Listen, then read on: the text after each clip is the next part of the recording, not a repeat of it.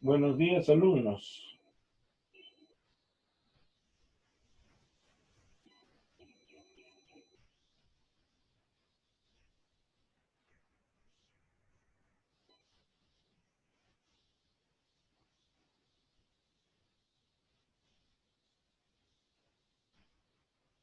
Buenos días. Buenos días. Buenos días, ¿cómo están?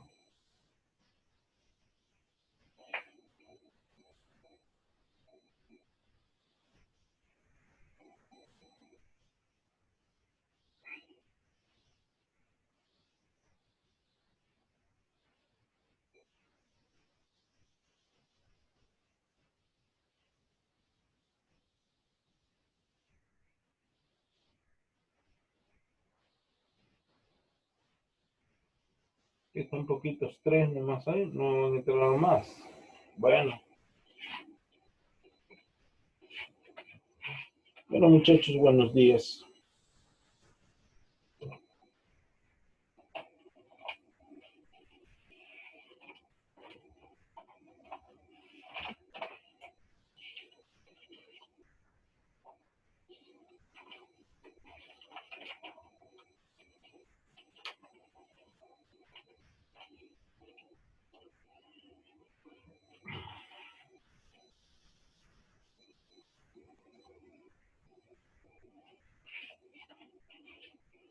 Bueno, antes de empezar nuestra clase,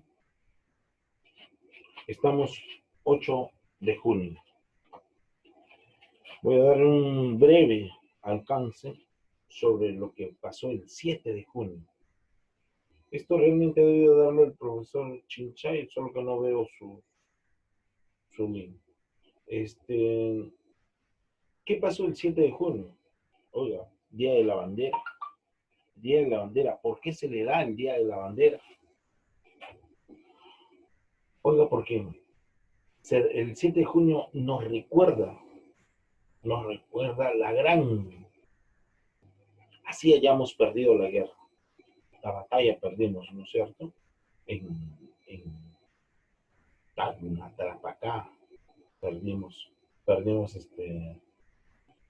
la batalla con Chile. Estaba el coronel Alfonso Ugarte con todo su regimiento, todos los coroneles. Y se acerca pues el Salvo. Mayor Salvo era de Chile, el Mayor Salvo. Es un emisario de Chile pidiendo la rendición, porque no tenía alternativa los peruanos. Los peruanos eran en menor número, no tenían armas apropiadas para luchar contra los chilenos. Y es por eso que el emisario, el Mayor Salvo, pidió la rendición. Rendición. ¿Y qué es lo que dijo? ¿Se acuerdan esas palabras que emitió el, el coronel Francisco Bolognesi? Emitió lo siguiente: tengo deberes sagrados que cumplir y los cumpliré hasta quemar el último cartucho. Oiga, si ustedes se ponen a analizar, no son palabras nada más. No son palabras, eso lo decía una persona que sabía que iba a morir, prácticamente sentenciado a muerte. Sabía que iba a morir, pero de todas maneras le contestó así a los chilenos. Es más, les dijo, ¿saben qué cosa? Le voy a preguntar a todos los coroneles para ver si están de acuerdo conmigo. A todos los coroneles le dio a preguntar si estaban de acuerdo. Y le dijo, puede venir en la tarde a recibir la respuesta. Oiga, los coroneles dijeron, no es necesario que venga en la tarde, que se quede nomás ahí, porque ahorita le damos la respuesta. Y cada uno de ellos, fueron alrededor de 12, 13 coroneles, le dijeron, mi coronel Bolognesi, estamos de acuerdo con usted. No nos iremos y nos quedaremos a pelear. Oiga, se dan cuenta, no solamente eran palabras. Llegó el día de la guerra y los chilenos evidentemente aniquilaron prácticamente a los peruanos. Una de las últimas hazañas que se dice, aunque los chilenos lo desmienten, pero los peruanos, de acuerdo a las historias, dicen que sí. En realidad, no se sabe lo que dicen. Los chilenos dicen, no, es mentira. Otros dicen que es verdad, pero nosotros tenemos que catapultar a nuestros héroes. Fue la heroicidad de Alfonso Ugarte, ¿no? En el Morro de Arica, el Morro de Arica es donde se lanza con la bandera, para que los chilenos no puedan eh, profanar dicha, dicha bandera. Es por eso que se celebra todos los años, ¿no? Todos los años se celebra, se conmemora el 7 de junio, Día de la Bandera, la batalla de Arica, ¿no es cierto? Entonces, por eso que nosotros decimos, ¿cómo no recordar a nuestros héroes? Un pueblo que no Francisco recuerda, Bolognesi. claro, un pueblo que no recuerda a sus héroes, no tiene futuro. Si un pueblo no recuerda su pasado, no reconoce su pasado, no tiene futuro. Porque ahí es donde a pesar de haber perdido la batalla y la guerra posteriormente, hoy han surgido muchos héroes, como el nombre de Miguel Grau. Ustedes saben que, miren, en la guerra del Pacífico, que fue Perú con Chile, que se inició el 5 de abril de 1879, ¿qué es lo que pasa? Miren, 1879. En el año 1904, Japón derrota a Rusia en la guerra. Cuando estaban firmando el acta de paz, ¿qué es lo que dicen los rusos? Dicen, si nosotros hubiéramos tenido un Miguel Grau o un Francisco Bolognesi, no hubiéramos perdido la guerra. ¿Se dan cuenta el valor que le dan a nuestros héroes? Porque nosotros lo estudiamos como historia del Perú, pero ellos lo estudian como historia universal. Por eso que hay que, hay que enaltecer esos logros, porque cualquiera nomás no decide morirse antes de tiempo. Bueno, muchachos, al margen de eso quería decirles lo siguiente. Eh, Han estado bajitos en sus exámenes. ¿Qué es lo que ha pasado? Muy bajitos en sus exámenes. Si ha sido tan fácil el estudio del átomo, pero ustedes no han, a no ser la señorita Xiomara Lau, mis felicitaciones, Xiomara. Se sacó 20 en su examen. Muy bien, muy buena nota. Ha habido también notas muy buenas, pero también ha habido bajitas. Pero bueno, vamos a ver eso. Ahora vamos a estudiar la tabla periódica, antecedentes y estructura.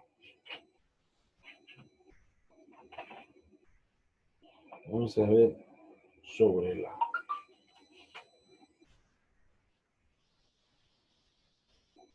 tabla periódica.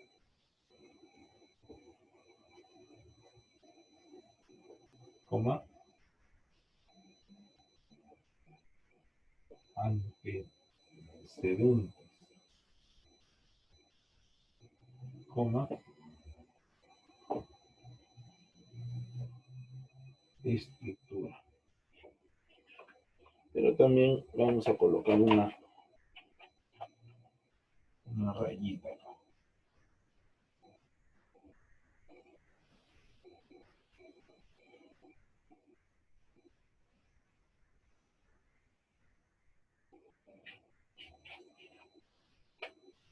Miren, alumnos, todas las preguntas saben que han estado en sus ejercicios. Los ejercicios que yo les dejo a ustedes todas las clases, de ahí saco las preguntas. Ahora, ustedes dirán, no, profesor, muy difícil. El que me ha hecho los ejercicios, como debe ser, sencillamente aprobado. Si se han basado en lo que uno les ha explicado en la clase. Es más, miren, alumnos, es más, yo no sé ni por qué ya se les da a ustedes y a todos los alumnos, se les manda de nuevo los videos de la clase. El objetivo de mandar los videos de la clase es cuando el alumno, por ejemplo, no entiende, ya, voy a volver a escuchar ese video, volver a ver qué es lo que me falta aprender. Ese es el objetivo. Pero ¿qué hacemos los profesores si yo veo en los videos que mando, porque salen cuando entro al soporte, veo que a veces ningún video lo han vuelto a ver? Eso ya no depende de los profesores, depende de ustedes, alumnos. Depende de ustedes volver a revisar esos videos si no han entendido, porque se les está dando la clase. Pero si ustedes no manejan eso, ¿qué puedo hacer? ¿Qué podemos hacer los profesores? Sencillamente, ustedes van a tener sus notas.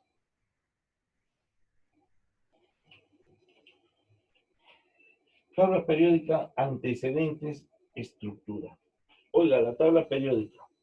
La tabla periódica, ustedes dirán, pero si mi tabla periódica ya está confeccionada, está realizada esta tabla periódica.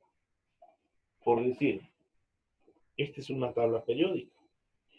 Es más, les digo, bueno, antes de seguir avanzando, por favor, enciendan sus cámaras.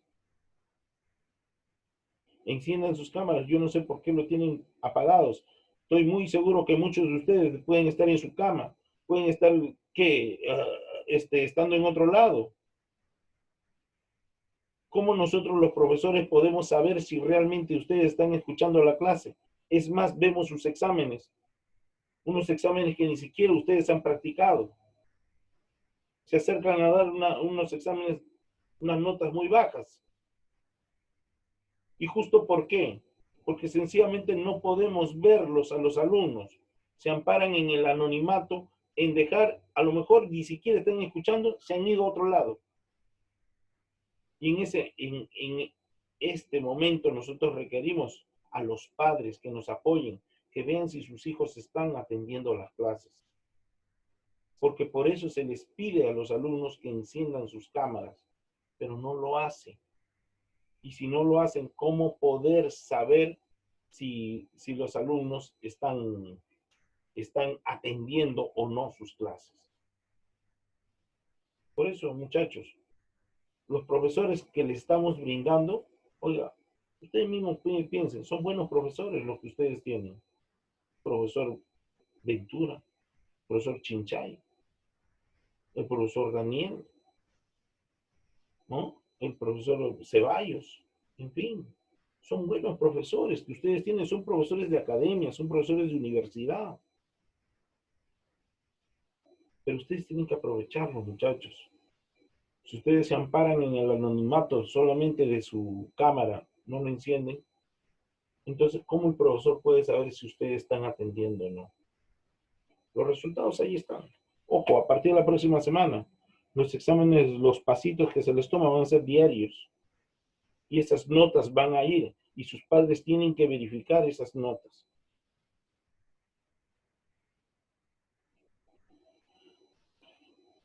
A ver, entonces, la tabla periódica surge con los estudios realizados en el año 1869. ¿Por quién? Por el ruso Dmitri Ilyich Mendeleev. Ojo, ¿qué pasó en el año 1869? Mendeleev había elaborado en Rusia su trabajo sobre la tabla periódica, pero paralelamente, sin que ambos supiesen, en Alemania Lothar Meyer también había elaborado su tabla periódica. Ojo, pero los dos presentan a la Real Academia sus trabajos. ¿Y qué es lo que pasa? Que ahí le dicen, oiga, ¿saben qué cosa? Los dos han presentado lo mismo, pero hubo una diferencia, que Mendeleev lo había hecho de acuerdo a sus propiedades químicas y Lothar Meyer lo había hecho de acuerdo a sus propiedades físicas. Como verán ustedes, no se contraponía con ese procedimiento de ambos, porque uno lo había hecho de acuerdo a sus propiedades químicas y el otro lo había hecho de acuerdo a sus propiedades físicas. Comenzaron a trabajar, lo comenzaron a trabajar, lo comenzaron a ver. Óigame, fíjense que Mendeleev solamente tenía 63 elementos. Ustedes saben que su tabla de elementos químicos es de la siguiente forma. A ver, veremos acá. Más o menos.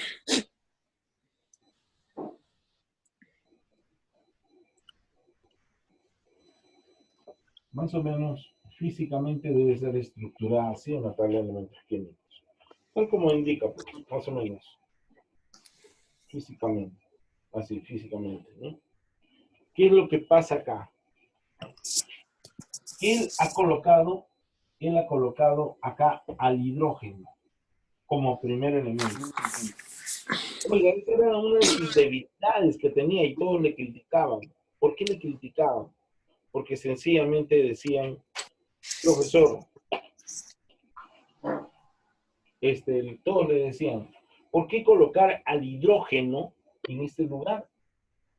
Si sabemos que el hidrógeno es gas, y acá están todos los alcalinos, los metales alcalinos, acá están los metales alcalinos térreos. Se supone que todo lo que está en este lado de acá son metales. ¿Por qué haber puesto como primer elemento al hidrógeno? Entonces no le correspondía, y es ahí donde él manifestaba, bueno, físicamente al hidrógeno no le corresponde estar ahí, pero de acuerdo a sus propiedades químicas sí le corresponde. Por más gaseoso que sea el hidrógeno, le corresponde. Es más, de acuerdo a los estudios de otros científicos, han corroborado que el hidrógeno debe estar ahí. Y en la tabla de elementos químicos figura el hidrógeno como el primer elemento. Como el primer elemento, ahí lo tenemos. Entonces, si es como el primer elemento, es de acuerdo a sus propiedades químicas. Él había estudiado de esa forma. Otro de los detalles que decían, el cromo. Óigame, el cromo. El cromo, ¿ustedes saben cómo es el cromo? El cromo es cuando tienen sus muebles, su mesa, todo, es la parte blanquita, o cuando los relojes se croman, ¿no es cierto? Parecen Medio metales. plateado. Claro, pero ¿qué resulta? Ojo, ese metal, cualquiera diría, ¿no? Entonces, ¿cómo se croma? No se puede cromar a un metal. Se tiene que cromar a alguien que tenga más o menos, sea plástico. Ahí lo puedes cromar. ¿Pero por qué? Y el cromo se siente, ¿no? Como metal, pero no es metal. Trabaja como no metal también. Miren, las valencias del cromo es 2, 3 y 6. Las valencias 2 y 3 trabajan para los óxidos. Ahí sacamos el óxido crómico, el óxido cromoso, ¿no es cierto? Sacamos eso. Pero también el 6, la valencia 6 es para que actúa como un no metal. Ahí sacamos el ácido crómico, por ejemplo, ¿no es cierto? El anhídrido crómico. Entonces se dan cuenta que esto es, el cromo presenta una debilidad, se puede decir, en los cuales puede aparecer como metales y como no metales. Esa era otra de las deficiencias que le criticaban a Mendeleev en su tabla de elementos químicos. Pero de todas maneras lo sabía manifestar, ¿no? Lo presentaba como de acuerdo a sus propiedades químicas. Ustedes saben que antiguamente los globos aerostáticos aerostáticos, ¿no? ¿Qué pasaba con los globos aerostáticos? Lo hacían en base al gas hidrógeno. Oiga, pero ¿qué es lo que pasaba con el gas hidrógeno? El gas hidrógeno es demasiado carburente. ¿Qué quiere decir? Demasiado caliente, que cuando está, o sea, a cierta distancia en contacto con la atmósfera, tiende a explotar. Por eso que muchos, los primeros que crearon los globos aerostáticos, ¿qué es lo que hicieron? O sea, los creadores se iban, decían, uy, miren, hemos creado esto, y los llevaban en el aire, se encontraban a mucha distancia y de repente se incendiaba el globo aerostático, calcinando a todas las personas que se encontraban ahí, ¿no? Y poco a poco no fue utilizado este hidrógeno, porque era demasiado carburente, demasiado, se incendía con la atmósfera. Por lo tanto, se usó el gas helio, es Helio, el segundo elemento, es el segundo elemento en su tabla periódica. Este de acá es hidrógeno, pero en el otro lado está el helio, y el helio. helio es el que inicia los gases nobles o gases raros, ¿no? Que se dice helio, neón, argón, criptón, xenón, radón. ¿Se dan cuenta? Entonces, el helio, ¿qué es lo que pasa? Tiene el aire, ¿qué les puedo decir? Es más, ¿qué le digo? No es carburente, no se incendia en el aire. Y por lo tanto, imagínense, cuando vienen los globos, lo inflan con gas helio, y esos globitos como son menos pesados que el oxígeno, que el aire, pues tienden a elevarse. No pueden estar debajo de... En cambio, cuando ustedes inflan un globo con su propio aliento, el globo se queda en el piso. ¿Por qué? Porque es más pesado que el aire que nos rodea. En cambio, el gas helio es menos pesado. Ustedes lo inflan y al toque vuela. ¿Por qué? Porque no puede estar debajo. Es igual el agua con el aceite. El aceite no puede estar debajo del agua. El aceite se va encima del agua. ¿Por qué? Porque es menos denso que el agua. ¿Mm? Pesa menos. Esa es la situación en la que nosotros observamos. Entonces, esos son, se puede decir, se fueron descubriendo poco a poco se fueron descubriendo elementos. Pero ¿qué es lo que pasó? Que Mendeleev hizo su tabla de elementos químicos, iba dejando espacios. Oiga, porque sabía que ahí había otro elemento, pero él no lo ponía. ¿Por qué? Porque no tenía las propiedades físicas, las propiedades químicas como para colocarlo. Solamente en ese tiempo se sabía que habían 63 elementos. Fíjense que en el año 1831-32 habían solamente 31 elementos. Luego en el año 1869 más o menos habían 63 elementos. Hasta hoy día se han recopilado 118 elementos. Ustedes podrán decir así, ¿cómo lo pueden encontrar? De acuerdo a las tecnologías, a las investigaciones. Es más, hoy por hoy se sabe que cuál es el metal más fuerte que hay. ¿Saben ustedes? El metal más resistente. Algunos me dirán, profesor, el acero. Oiga, el acero ya no es el metal más fuerte. El metal más fuerte ahora es el grafeno. El grafeno es una alotropía del carbono, así como el hidrógeno tiene el deuterio, el tritio, el protio, ¿no es cierto? Tiene alotropías. El carbono también tiene, el carbono, por ejemplo, que es 12, ¿no? Carbono 12, carbono 13, carbono 14, carbono 15, carbono 16, son alotropías del carbono. El carbono 14 es uno de los más importantes porque te identifica, ¿no?, el tiempo de cualquier vestigio, de cualquier aspecto que quieras saber. Es la antigüedad, ¿no?, de los restos, de los vestigios. Pero el grafeno también es una alotropía del carbono. Oiga,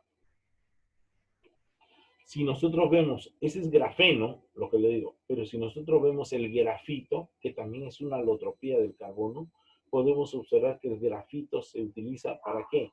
¿Saben? Para los lápices, para esa puntita negra que tiene dentro los lápices, para eso se utiliza, ese es el grafito. Pero el grafeno ya es otra cosa. El grafeno es más fuerte que las piedras, es más, se está estudiando para ello. Entonces, vemos que las cosas están cambiando poco a poco, de acuerdo a esta estructuración. Ahora, la tabla de elementos químicos, óigame, ¿para qué fue creado? ¿Para qué fue creado la tabla de elementos químicos? La tabla de elementos químicos, ojo, miren, muestra acá periodo. Acá tiene periodo. ¿Periodo qué quiere decir? El periodo significa o niveles. Los niveles, acuérdense que el átomo viene así, ¿no? El átomo va a presentar 1, 2, 3, 4, 5, 6, 7. Estas se llaman las capas, K, L, M, N, O, P y Q. O de lo contrario, 1, 2, 3, 4, 5, 6 y 7. ¿Ya? Tiene 7 capas. Esas 7 capas están acá. Tengo 1, 2, 3, 4, 5, 6, 7. La tabla de elementos corresponde a 7, también 7 capas, que está distribuido de 1 al 7. 1, 2, 3, 4, 5, 6 y 7. ¿Se dan cuenta? Oigan, estos son horizontalmente 7 capas. Pero verticalmente vamos a formar acá los grupos o familias. Este es el primer grupo, segundo grupo. Este es también otros grupos, pero estos son los elementos de transición. Y estos son los grupos, por ejemplo, 1A, 2A, 3A, 4A, 5A, 6A, 7A, hasta 8A. Y acá están los otros grupos de transición, que son los que está 1B, 2B, 3B, todo, ¿no? Hasta 8. La tabla se basa en grupos, en dos clases de grupos. Grupo A y grupo B. Grupo A son los que están arriba, los grupos B es los que están al centro. ¿Se dan cuenta? Esa es la forma como lo estructuraron. Ahora, ¿por qué cada elemento está determinado en ese lugar? ¿Quién determina la tabla de elementos químicos? Está determinado por el número atómico. ¿Y el número atómico qué es? El número atómico es en forma ascendente. Por eso se coloca 1, 2, 3, 4, 5, 6, 7, 8, 9. Tenemos hidrógeno, helio, litio, beridio, boro, carbono, nitrógeno, oxígeno, flúor, ¿no es cierto? Tenemos así hasta llegar a los otros elementos, al neón, 10. Entonces, como ustedes ven, así va estructurado hasta formalizar los 118 elementos. Esa es la forma como se puede saber. Son grupos verticales, periodos horizontales. Así es como se determina, por ejemplo, está estructurado la tabla de elementos químicos. Por ejemplo, un elemento cualquiera, lo presentamos E, acá presentamos A, acá presentamos Z, acá presentamos neutrones. A es el número de masa. El número de masa es el número mayor. No quiere decir, el número de masa incluso viene con decimales. Pero el primer número que ustedes ven, por ejemplo, en su tabla, van a determinarse, por ejemplo, 1, 2, 3, 4, 5, 6, 7, 8, 9, 10, 11, 12. Todo está en forma ascendente. Y esos numeritos que están acá me corresponde al número atómico. El número atómico es el que está en forma ascendente, el que identifica a los elementos en forma ascendente. El número de masa es prácticamente el doble, más del doble, y lo podemos encontrar al costado, pero incluso con decimales. Por eso que el número atómico del hidrógeno viene a ser 1, pero el número másico del hidrógeno viene a ser 1.00797. ¿Se dan cuenta? Así es. Oiga, si se termina, volvemos a entrar en el mismo link. Voy a avanzar antes que no avance. Voy a hacer mejor.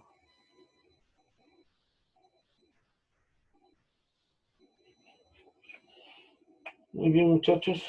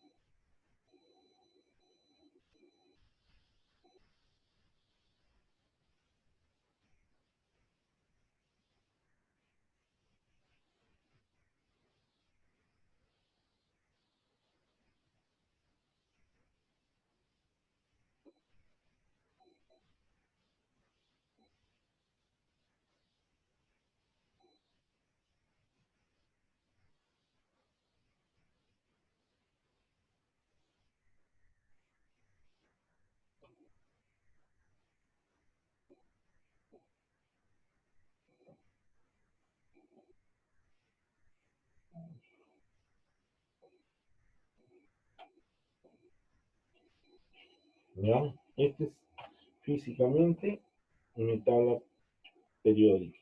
Ahora, acá le voy a colocar los periodos. Periodos.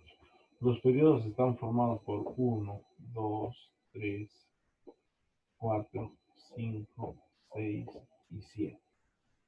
Acá tenemos los grupos. Ojo, los grupos están formados por grupo A. Del 1A, por ejemplo, 2A. Acá tengo 3A, 4A, 5A. Tengo acá el 6A y acá tengo el 7A. Acá tengo el 8A. Ahí acaba. Acá tengo también los otros grupos. Estos son los de transición. Estos son los grupos B, donde está 1B, 2B, 3B, todo hasta llegar a 8B. ¿Ya? Hasta llegar ahí. Estos son los de transición, cada uno tiene sus nombres de esto. Y grupos o familias. ¿Ya? Grupos o familias se llama también. ¿Ya? Acá, esto de acá, los periodos que me van a representar. Los periodos me van a representar, por ejemplo, este es el átomo. Tengo 1, 2, 3, 4, 5, 6 y 7. Va a ser K, L, M, N, O, P y Q. O 1, 2, 3, 4, 5, 6 y 7. Van a ser 7 niveles, o también llamado 7 capas, ¿no? Van a presentar 7 niveles. Esto va a representarse a los periodos, ¿no? Van a estar formados así. Son los periodos. Como ustedes ven, está ordenado de esa forma. Ahora, vamos a ver otra cosa. Nos dice, en el año 1869, ojo, no solamente fue Mendeleev, acuérdense, no solamente fue Mendeleev, fue Lothar Meyer también que ayudó a la elaboración de la tabla de elementos químicos, ¿no? Mendeleev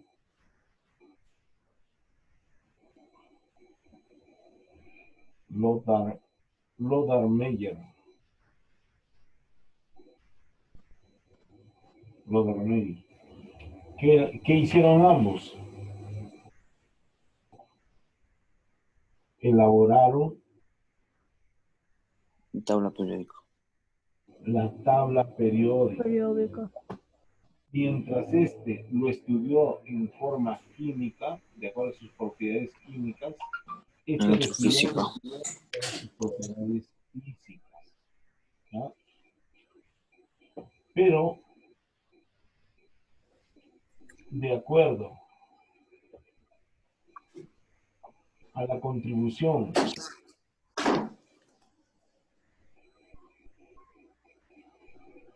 que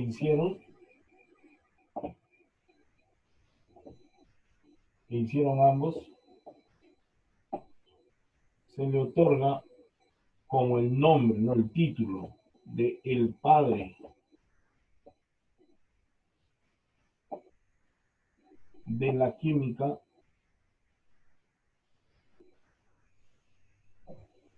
¿a quién? A Mendeleev, no puede ser, de la tabla periódica a Mendeleev. Ustedes saben que el padre de la química es Antonio Lavoisier, que es otro gran científico. ¿No? Entonces, miren, se dan cuenta, ese de acuerdo a sus estudios. Acuérdense que empezaron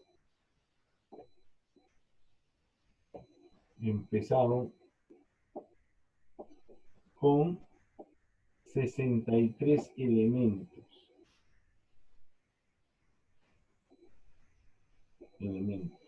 ¿no?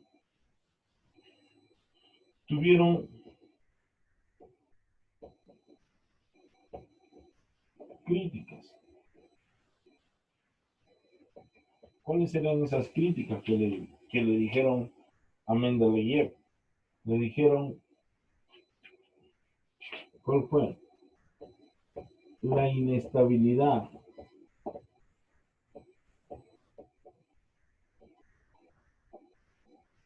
del hidrógeno.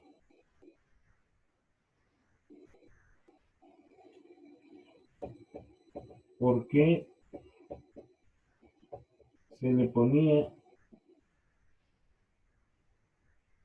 en el grupo de los metales.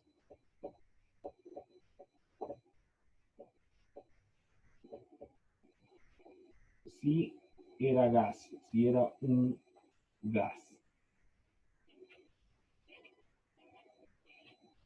¿No? Otro lo manifestaba, el cromo. El cromo era un metal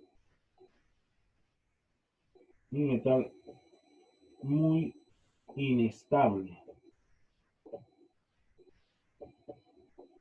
porque trabajaba como metal y no metal. ¿Se dan cuenta? Así era. Muy bien, acá vamos a colocar nuevamente primero de secundaria. Este de acá es número 1 para tomarle fotito.